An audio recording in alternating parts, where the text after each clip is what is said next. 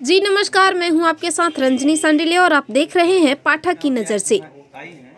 निर्भया दुष्कर्म कांड के दोषियों को फांसी के फंदे तक पहुंचाने वाली और महिला सशक्तिकरण के क्षेत्र में अपनी एक अलग पहचान बनाने वाली सीमा समृद्धि कुशवाहा ने कहा कि वर्तमान माहौल में महिलाओं से हुए हिंसा में सिर्फ 20% दोषियों को ही सजा मिल पाती है। बाकी दोषी हमारी लचर कानून व्यवस्था की वजह से छूट जाते हैं। ऐसे समय में हमें ज़रूरत है कि एक ऐसे समाज के निर्माण की जो महिलाओं की इज्जत करता हो, उनका सम्मान करता हो। और मैं सभी लोगों से आग्रह करती हूँ कि हमें एक ऐसे समाज का निर्माण करना होगा जो महिलाओं से हुए 1% हिंसा को बर्दाश्त न करे। मैं अपने काम, अपने पेशे को लेकर हमेशा लिमिटेड थी। यहाँ राजनीति में आने से मुझे लगता है कि मैं और बेहतर कर सकती हूँ, इसलिए मैं पॉलिटिक्स में आई और हमारे देश की ज़्यादा से ज़्यादा महिलाओं को बीच में आना चाहिए और पॉलिटिक्स नकारात्मकता नहीं बल्कि सकारात्मकता में जानी चाहिए। इस देश के हर व्यक्ति को, वह चाहे किसी भी जाति धर्म का हो, सबके लिए अब स्त्रियों को भी आवाज़ उठानी चाहिए। स्त्रियां केवल रेगुलेट ही नहीं होना चाहती बल्कि वे रेगुलेशन भी चाहती है। कानून में बदलाव करना चाहिए, आज तक नहीं हो पाया है। एक तरफ जज की संख्या बहुत ही कम है, जिस तरह जनसंख्या बढ़ रही है वहीं कोर्ट में मामले भी बढ़ रहे हैं, उस हिसाब से जजों की संख्या भी बढ़ाई जानी चाहिए।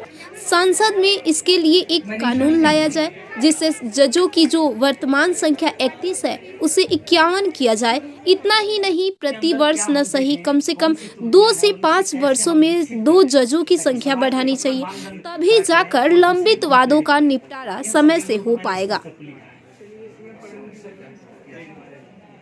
ये इसका लेकिन उसके बावजूद भी इतना बड़ा घटना होता है, ऐसी सजा दिलाती हैं आप जो उसके आरोपी होते हैं, उसके बावजूद भी महिलाओं के खिलाफ इस तरह के अत्याचार रुक क्यों नहीं रहे हैं? कारण सब क्या कारण आपको? देखिए सर, अगर हम कानून की बात करें तो मुझे लगता है आफ्टर निर्भया केस 2012 के बाद बहुत अच्छे कानून बने हैं। आईपीसी में अमेंडमेंट किया गया, सीआरपीसी में किया गया, जुवेनाइल एक्ट में किया गया, बर्मा कमेटी की रिकमेंडेशंस है।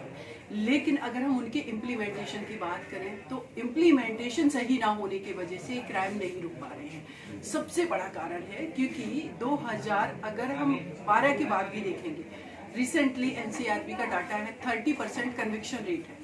तो अगर आउट ऑफ 100 में 30% कन्विक्शन रेट है और वो भी कन्विक्शन रेट कितने साल में है ये भी किसी को नहीं पता। निर्भया केस 7 साल में डिसाइड हुआ, तो जो 70% लोग हैं क्रिमिनल वो कहाँ हैं? वो हमारे आपके बीच में घूम रहे हैं क्योंकि लॉ का प्रॉपर इम्प्लीमेंटेशन नहीं है। उनको इजीली बेल मिल जा रही है डिले के ग्राउंड पर, और जब डिले के ग्राउंड पे बेल मिल रही है तो वो बाहर आकर के ये मैसेज दे रहे हैं कि कानून मेरा कुछ नहीं बिगाड़ पाएगा।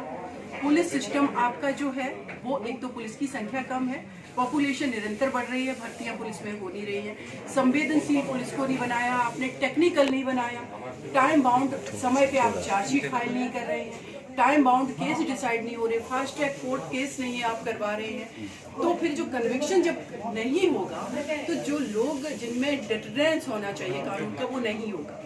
और यही कारण है कि एक क्राइम होने के बावजूद भी दूसरा निरंतर होता जा रहा है और निर्भया केस के बाद भी क्राइम नहीं रुके। लेकिन मैं एक बात कहूंगी कि सामाजिक स्तर पर अवेयरनेस आई है।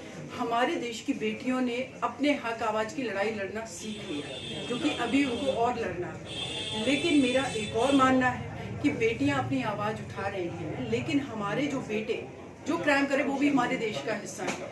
उनकी मानसिकता क्यों नहीं बदल रही है? तो as a citizen, as a politician, as a social worker, as a policeman, as a जज, ये हम सबकी एज ए पत्रकार ये रिस्पॉन्सिबिलिटी है कि एज ए सिटीजन हम ये रिस्पॉन्सिबिलिटी अपने ऊपर लें कि हमारे जो युवा क्राइम कर रहे हैं उनकी मानसिकता कैसी बदले। तो उस पर सबसे ज़्यादा बात करने की ज़रूरत है। एक तरफ हम अपनी बेटियों को एम्पावर्ड कर रहे हैं। निर्भया पैरामेडिकल करके देहरादून में स्टडी करती थी, अकेले आती जाती थी, वहाँ पर बीपीओ सेक्टर में काम करके पैसे अर्न करती थी। वो बेटी एम्पावर्ड थी, फिनेंशियली, मेंटली, सोशली, फिजिकली। लेकिन जिन्होंने क्राइम किया उनकी मानसिकता दूषित थी, इसलिए उन्होंने क्राइम किया। तो हमें जितना महिलाओं को एम्पावर्ड करने की जरूरत है, उससे ज्यादा जो मानसिकता ऐसी पनप रही है उसको खत्म करने की जरूरत है। तो ये कलेक्टिवली हमें वर्क करना पड़ेगा। कोई भी सरकार की प्लानिंग है वो अगर हम महिलाओं के लिए सिर्फ चला रहे हैं और यूथ को अवेयर नहीं कर रहे हैं, तो ये हमारा यूथ जिस इस तरीके की मानसिकता से बहुत सारा ग्रसित है, वो ऐसे क्राइम करता रहेगा। तो कलेक्टिवली सबको वर्क करने की ज़रूरत है सामाजिक स्तर पर, और लॉ एंड ऑर्डर तो इम्प्लीमेंट अगर चीज़ें होंगी तो सर बदलाव इम्पॉसिबल। जैसा कि आपने कहा कि कोर्ट में डिले करने की कोर्ट में इस तरह के डिले हो गया। सर देखिए, डिले इसलिए हो रहा है क्योंकि कहा जाता है, माननीय सर्वोच्च न्यायालय के भी बार बार जो भी रिटायर्ड जस्टिस होते हैं वो जब रिटायर हो जाते हैं तो कहते हैं कि कानून में जो है बदलाव होना चाहिए या केस की पेंडेंसी बहुत है। तो फिर केस की पेंडेंसी कैसे खत्म होगी? फास्ट ट्रैक अगर नहीं हो पा रहा है इसलिए क्योंकि जजेस की संख्या कम है। तो पॉपुलेशन जब निरंतर बढ़ रही है तो जजेस की संख्या भी बढ़ाई जा सकती है। आप पार्लियामेंट में एक नया कानून लाइए और 31 जज हैं जो सुप्रीम कोर्ट में, उनको बढ़ा करके आप 51 कर दीजिए। क्योंकि 2011 से अगर हम अभी देखेंगे 1 अरब हमारी 25 करोड़ के नियर अबाउट पॉपुलेशन थी, तो 30 तक पहुंचने वाली है। तो मुझे लगता है कि पर ईयर नहीं तो कम से कम 5 ईयर के बाद सुप्रीम कोर्ट में 2-3 जजेस की संख्या बढ़ जानी चाहिए। डिस्ट्रिक्ट की बात करें या हम हाई कोर्ट की बात करें, तो एक हाई कोर्ट आप उत्तर प्रदेश में सोचिए कि इतना बड़ा पॉपुलेशन के आधार पे भारत का सबसे बड़ा राज्य है। एक पीठ लखनऊ में है और एक जो हमारी मेन बेंच है वो इलाहाबाद में है। आप सोचिए दिल्ली के पास गाजियाबाद से आने वाला आदमी कितना किलोमीटर चल करके आ रहा है, वो जस्टिस कैसे प्रिवेल होगा? कोई व्यक्ति अगर केस हाई कोर्ट में फाइल भी कर देता है तो उसको फॉलो नहीं कर पा रहा है, वो आ नहीं पा रहा है, जजेस कभी नहीं बैठ रहे हैं, छुट्टियां भी बहुत ज़्यादा होती हैं, बहुत सारे ये कारण हैं। तो इन सबको अगर मुझे लगता है कि टेक्निकल तरीके से प्रॉपर बिल पावर से ठीक कर लिया जाएगा तो ये पेंडेंसी खत्म होगी, तो हर किसी को जस्टिस मिलेगा। मैडम एक और सवाल, आप पॉलिटिक्स जानते हैं कि आपने पॉलिटिक्स पार्टी ज्वाइन की, तो आप लगातार कार्य कर रही थी और सामाजिक दायित्व का निर्वहन कर रही थी एडवोकेट की पैसे से। अब आप पॉलिटिक्स में आई हैं, तो पॉलिटिक्स में आने का कोई प्रयोजन? हाँ बिल्कुल, देखिए प्रयोजन मैं यही कहूँगी कि हमारा देश आज़ाद हुआ तो कहेंगे जितने भी एडवोकेट उस टाइम पे इंडिपेंडेंट टाइम पे बहुत लोग थे, हमारे महात्मा गांधी जी, नेहरू जी, मोतीलाल नेहरू, जितने भी हम कहेंगे नंबर ऑफ पीपल जो फाइट कर रहे थे वो ज़्यादातर एडवोकेट थे। तो वो पॉलिटिक्स ही हो रही थी, और जब देश आज़ाद हुआ तो पॉलिटिक्स ही हुई। वो अलग बात है कि कुछ लोगों ने इसको सियासत का नाम भी दे दिया, और जो सियासत शब्द है वो एक निगेटिव टर्म है। मैं पॉलिटिक्स में मेरे आने का उद्देश्य ये है कि मैं अभी तक जुडिशरी में काम कर रही हूँ, एज ए सोशल वर्क काम कर रही हूँ, मेरे एक लिमिटेशंस है। लेकिन जब मैं पॉलिटिक्स में पॉलिसी मेकिंग लेवल पे पहुंचूंगी, जिस पार्टी को मैंने ज्वाइन किया, या सपोज दैट कोई और भी पार्टी है, हमारे देश में बहुत सारी रूलिंग पार्टियां होंगी, तो एज ए विपक्ष भी हम मुद्दा उठा सकते हैं कि ये कानून आप बनाइए, और अगर ये कानून है तो इसको इम्प्लीमेंट कराने के लिए आप रूल रेगुलेशन या लायबिलिटी या रिस्पॉन्सिबिलिटी लोगों की फिक्स कीजिए।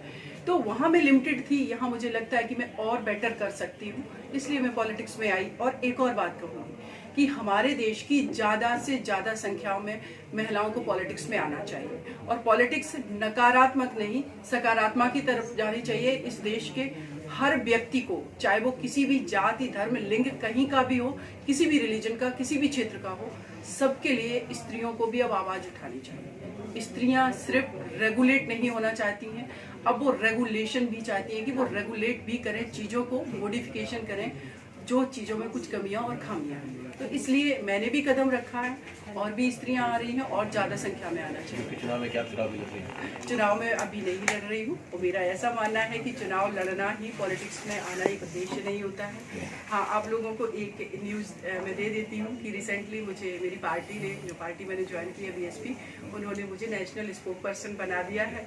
तो आप लोगों से मेरा रूबरू होती रहूँगी मैं। Thank you so much.